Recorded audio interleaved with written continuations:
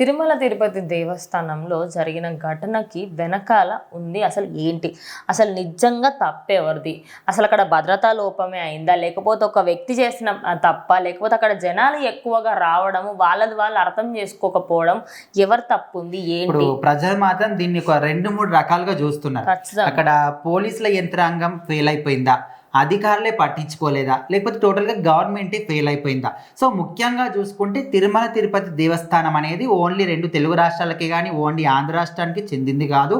దేశ విదేశాల నుంచి కూడా, దేశ నలుమూలల నుంచి కూడా చాలా మంది భక్తులు డైలీ వస్తూనే ఉంటారు. వైకుంఠ ఏకాదశి అంటే ఆ రోజు ఒక్క రోజు మాత్రం అసలు నిజంగా పచ్చిగా చెప్పాలంటే నేను ఇది ఒక 2-3 నెలలు వచ్చే మనుషులందరూ కూడా ఇది ఒక్కటే రోజు వస్తారు.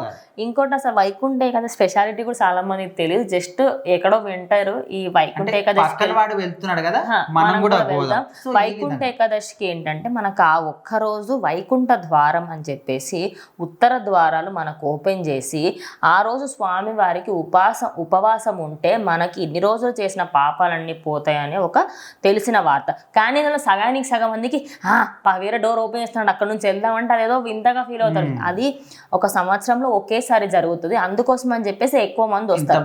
తిరుమల తిరుపతి దేవస్థానంలో ఏంటంటే ఫ్రీ టోకెన్స్ అని ఇస్తారు, ప్రతి సంవత్సరం ఇస్తారు.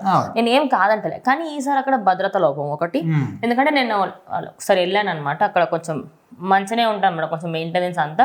ఈసారి భద్రత లోపం ఒకటి. అండ్ ఇంకోటి అక్కడ పోలీస్ వ్యవస్థ, వాళ్ళు ఏమనుకోని చేశారు ఏంటనే తెలియదు. అక్కడ అన్నీ ఉంటాయి, సెక్యూరిటీ ఉంటుంది, అంబులెన్స్లు ఉంటాయి, మరి అన్నీ ఉన్నప్పుడు ఎందుకు ఈసారి ఎప్పటి నుంచో కూడా ప్లానింగ్ చేసుకున్నారు, గవర్నమెంట్ కూడా చెప్పారు, అంతా అయిపోయింది.